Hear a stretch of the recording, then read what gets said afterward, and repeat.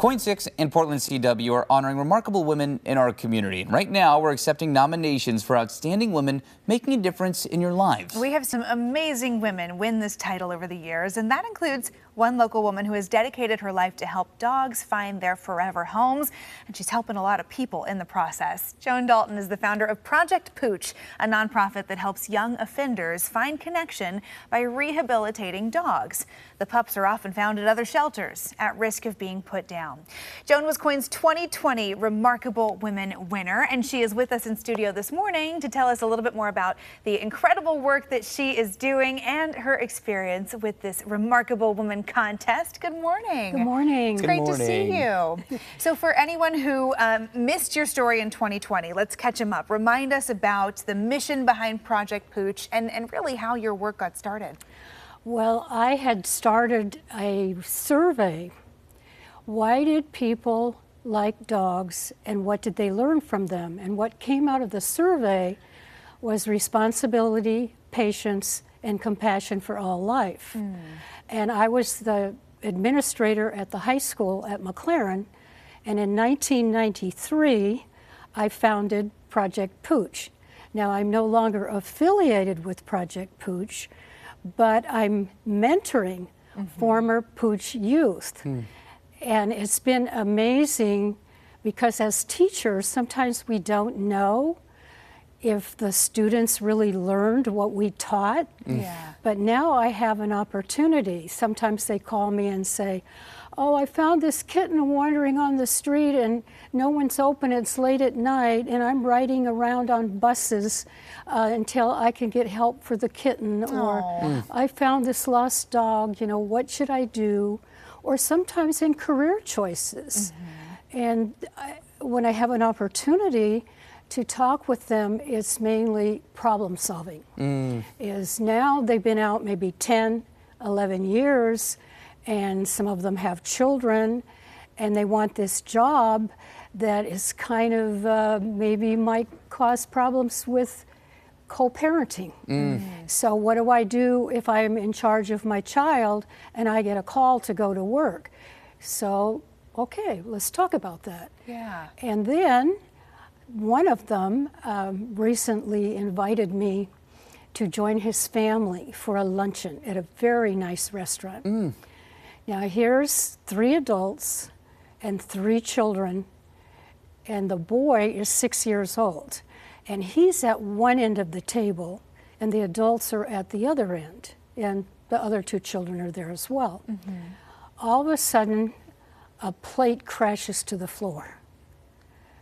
And the dad calmly gets up, he goes over to the other end of the table, he kneels down so he's on the same level as his little boy, and you can see the little boy's starting to cry, and a wait person comes over and she kneels down next to the father, very gently, to say, sometimes things happen. And it was so wonderful for me to see, because everyone in the restaurant stopped what they were doing. It's like, what is going to happen? What is that father going to do? And he didn't get angry, he didn't spank him, he didn't yell at him. And I thought, oh, wow, that is really great, because so many youth coming into corrections have to work on anger issues. And I got to see that he knew how to deal with something that was embarrassing at a nice restaurant, and how to let his child know, but see what happens when you get a little too energetic. Well, what an incredible through line, right?